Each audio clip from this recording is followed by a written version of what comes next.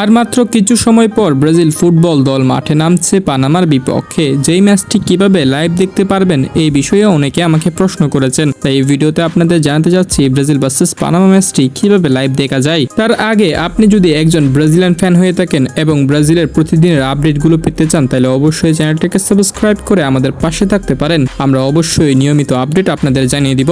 Brazil versus Panama match যেটি বাংলাদেশ সময় অনুযায়ী আজ রাত 3:30 অনুষ্ঠিত হবে এবং এই ম্যাচটি অনুষ্ঠিত হবে মারাকানা স্টেডিয়ামে। তবে দুর্ভাগ্যের বিষয় হলো এই ম্যাচে আমরা নেইমার জুনিয়রকে দেখব না, অর্থাৎ নেইমার জুনিয়র মাঠে নামবে না কিন্তু দলের সাথে থাকবেন, দলের সাইড বেঞ্চে থাকবেন নেইমার জুনিয়র। এটা হয়তো কিছুটা আমাদেরকে আনন্দ দিবে, যেহেতু নেইমারের পায়ে কিছুটা এখনো ইনজুরি আছে এবং নেইমারকে পুরোপুরি রিকভারি হতে হবে। তাই কার্লো আনচেলত্তি একটা মিনিটের জন্য মাঠে নামাবেন না নেইমার জুনিয়রকে, কারণ নেইমারকে পুরোপুরি ফিট হতে হবে। এখন দেখাচ্ছি আপনাদের ব্রাজিলের সম্ভাব্য একাদশটা। এই যে দেখুন এই একাদশটা, এটাই হতে পারে পানামার বিপক্ষে সম্ভাব্য একাদশ। আমি হয়তো শিওর করে বলতে পারবো না, বাট সম্ভাব্য একাদশটা আপনাদের জানালাম। এবার আসি ম্যাচটা কিভাবে লাইভ দেখতে পারবেন। দর্শক ম্যাচটা দেখতে পারবেন একটা নির্দিষ্ট অ্যাপসে, যে অ্যাপসের নাম আমি এখানে স্ক্রিনে সাজেশন করলাম। এই অ্যাপসে অনেকেরই সমস্যা করে, আমাকে অনেকে কমেন্ট করে জানিয়েছেন এই অ্যাপসে অনেকের সমস্যা হয়। আমি হয়তো রিপ্লাইয়ের মাধ্যমে প্রত্যেকের সমাধানটা জানিয়ে দিতে পারছি না।